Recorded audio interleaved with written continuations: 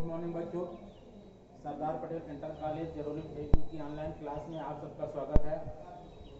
बच्चों, गत दिवसों में आप सबने स्वर संधि के बारे में अध्ययन किया। आज बच्चों हम सब व्यंजन संधि का अध्ययन करेंगे। तो सबसे पहले बच्चों जानेंगे व्यंजन संधि की परिभाषा। व्यंजन या हल संधि एक ही बात होती है, क्योंकि व्यंजन को हल भी कहते हैं। व्यंजन या हल संधि की परिभाषा क्या होती है? व्यंजन के साथ स्वर या व्यंजन के मिलने से उत्पन्न होने वाले विकार या परिवर्तन को व्यंजन संधि कहते हैं। पुनः सुनेंगे बच्चों, व्यंजन संधि की परिभाषा क्या होती है? व्यंजन के साथ स्वर या व्यंजन के मिलने से उत्पन्न होने वाले विकार या परिवर्तन को व्यंजन संधि कहते हैं। देख रहे बच्चों, यहाँ पर लिखा है व्यंजन के साथ स्वर अथवा व्यंजन के साथ व्यंजन का योग हो सकता है। व्यंजन संधि का जो नियम होता है आपको बताया गया कि व्यंजन के साथ स्वर अथवा व्यंजन के साथ व्यंजन के मिलने से जो विकार, जो परिवर्तन उत्पन्न होता है उसे व्यंजन संधि कहते हैं। उदाहरण के माध्यम से देखेंगे बच्चों। यहाँ पर उदाहरण लिखा अच धन अंतः। यहाँ देख रहे हैं धन चिन्ह के पहले ये क्या वर्ण है, ये व्यंजन है, और धन चिन्ह के बाद में ये आ स्वर है। यहाँ पर आप देख रहे हैं व्यंजन के साथ स्वर का योग हुआ है, और व्यंजन के साथ स्वर का योग होने से परिवर्तन क्या हुआ कि चा के स्थान पर जा हो गया है। इसलिए अच धन अंतः की संधि क्या होगी? अजंतः। दूसरा उदाहरण देखेंगे बच्चों, यहाँ पर लिखा जगत धन नाथ। इस उदाहरण देखेंगे कि धन चिन्ह के पहले व्यंजन ता है और धन चिन्ह के बाद व्यंजन ना है। दोनों का योग हुआ तो परिवर्तन क्या हुआ कि ता के स्थान पर ना हो गया। तो संधि क्या हो गई? जगन्नाथ। जगत धननाथ, इसकी संधि होगी बच्चों जगन्नाथ। तो इस प्रकार से आपने व्यंजन संधि में देखा कि व्यंजन के साथ स्वर अथवा व्यंजन के साथ व्यंजन के मिलने से जो विकार या परिवर्तन उत्पन्न होता है उसे व्यंजन संधि कहते हैं। अब आइए बच्चों देखते हैं व्यंजन संधि के भेद। व्यंजन या हल संधि के कितने भेद होते हैं? व्यंजन संधि कितने प्रकार की होती है? उत्तर आप देख सकते हैं व्यंजन संधि के 6 भेद होते हैं। यानी व्यंजन संधि 6 प्रकार की होती है। कौन कौन से 6 भेद होते हैं बच्चों? इष्टुत्व संधि, इष्टुत्व संधि, जत्व संधि, चर्त्व संधि, अनुस्वार संधि और परसवर्ण संधि। एक बार पुनः सुनेंगे। इष्टुत्व संधि, इष्टुत्व संधि, जस्व संधि, चर्त्व संधि, अनुस्वार संधि और परसवर्ण संधि। ये व्यंजन संधि के 6 भेद होते हैं। इनमें जो पहली संधि आपको बताई गई व्यंजन संधि के भेद के अंतर्गत जो पहला भेद है वो इष्टुत्व संधि होता है। पहला भेद क्या है? इष्टुत्व संधि। और इसका सूत्र क्या होता है बच्चों? इष्टोः इष्टुनाष्टु। इस सूत्र में ही इष्टुत्व संधि का पूरा नियम समाहित है। कैसे आप नियम उच्चारित कर सकते हैं, कैसे आप नियम इस सूत्र से निकाल सकते हैं, देखेंगे बच्चों। कहेंगे यदि सकार या तो का मतलब तावर, तावर का आप जानते होंगे ता था दा धा ना, इसको तावर के नाम से जाना जाता है। तो यदि सकार या तावर के बाद सकार या चू का मतलब होता है बच्चों चावर। चावर का मतलब क्या हुआ? चा, छा, जा, जा, या। इन 5 वर्णों के समूह को चावर कहते हैं। तो यदि सकार या तावर के बाद सकार या चावर गाता है तो सकार के स्थान पर सकार और तावर के स्थान पर चावर हो जाता है। सकार के स्थान पर सकार यानी मतलब क्या हुआ कि इस सा के स्थान पर ये सा हो जाती है। तभी यहाँ पर कहा गया कि सकार के स्थान पर सकार और तावर के स्थान चावर।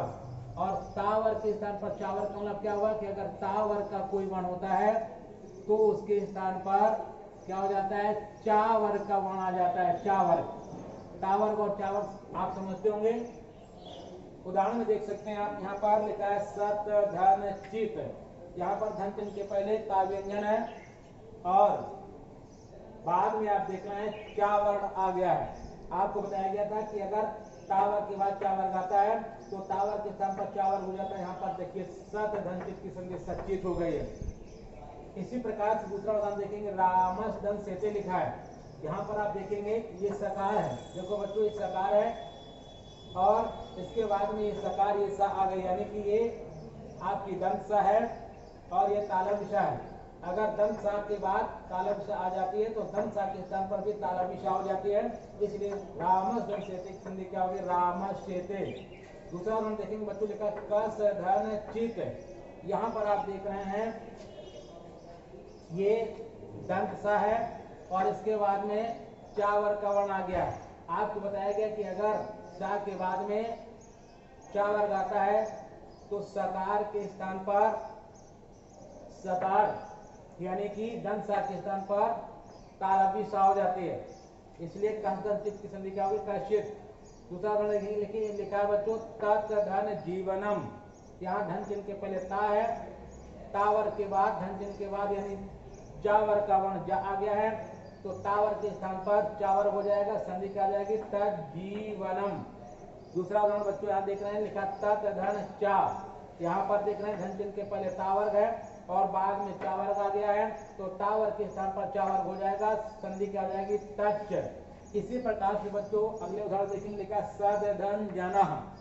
यहाँ पर देख रहे हैं धन चिन्ह के पहले तावर्ग है और धन चिन्ह के बाद चा वर्ग का तीसरा वर्ण आया जा, इसकी संधि हो गई सद धन जना, संधि हो गई सज्जना, यानी ता वर्ग के स्थान पर चा वर्ग हो गया है।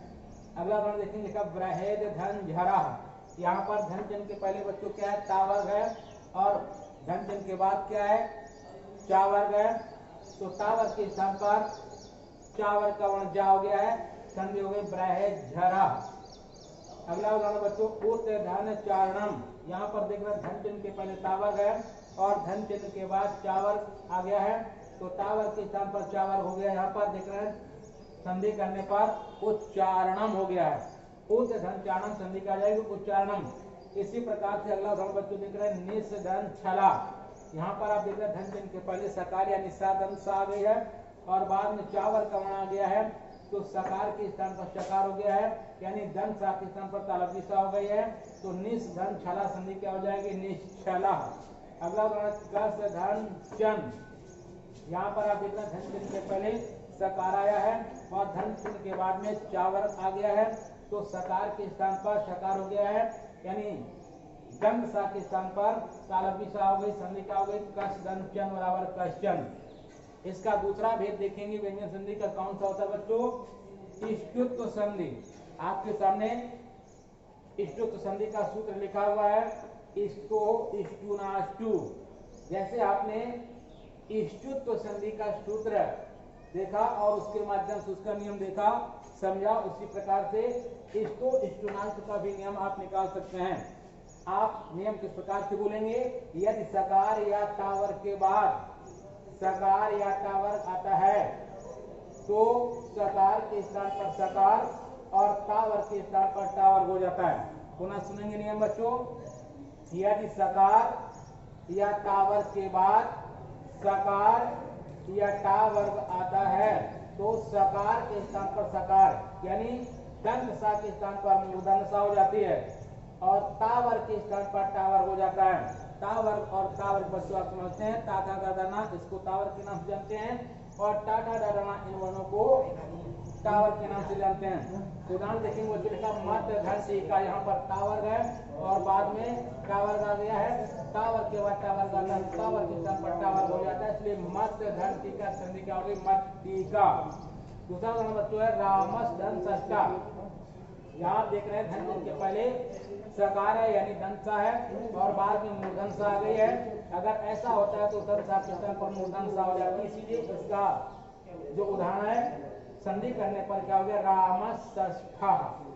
अगला उदाहरण देखेंगे बच्चों, लिखा उद धन डैनम। यहाँ देखना है धन चिन्ह के पहले टावर गए और धन चिन्ह के बाद में टावर का वर्ण आया है, इसलिए टावर के स्थान पर यहाँ टावर हो गया है उड्डयनम। उद धन डैनम बराबर उड्डयनम। अगला उदाहरण देखेंगे बच्चों, लिखा क्रस धन ना। यहाँ पर थोड़ा सा अपवाद है। अपवाद क्या कि आपको बताया गया कि धन चिन्ह के पहले सकार यानी धन सा आती है, लेकिन यहाँ पर धन चिन्ह के पहले मूर्धन सा आ गई है। यदि ऐसा होता है तो ध्यान रखना होगा कि धन चिन्ह के पहले मूर्धन सा आ जाती है और धन चिन्ह के बाद में टावर आता है तो टावर के स्थान पर टावर हो जाता है, इसलिए क्रस धन ना, इसकी संधि होगी क्रसणा, यानी टावर का ये पांचवा वर्ण था, इसीलिए इसके स्थान पर टावर का पांचवा वर्ण ला हो गया है। अगला उदाहरण इसी तरह से है, लिखा दुष धनता। यहाँ पर भी धन चिन्ह के पहले मूर्धन सा आ गया है और धन चिन्ह के बाद टावर गाया है। अगर ऐसा होता है कि धन चिन्ह के पहले मूर्धन सा आती है और बाद में टावर का कोई आता है तो टावर के स्थान पर टावर हो जाता है, इसीलिए यहाँ पर देख रहे हैं टावर के स्थान पर टावर हुआ है और संधि करने पर दुष्टा शब्द बना। अगला उदाहरण देखना है, लिखा चक्रेन धन ढौक से। यहाँ पर देख रहे हैं धन चिन्ह के पहले टावर गए और बाद में टावर का वर्ण लिखा हुआ है, इसीलिए टावर के स्थान पर टावर हो गया है। यहाँ पर देख रहे हैं आप टावर का पांचवा वर्ण लिखा है, संधि करने पर हो गया चक्रेन ढौक से। इस प्रकार से आपने बच्चों व्यंजन संधि के 2 भेद पढ़े, शेष अगले दिन पढ़ेंगे। धन्यवाद बच्चों।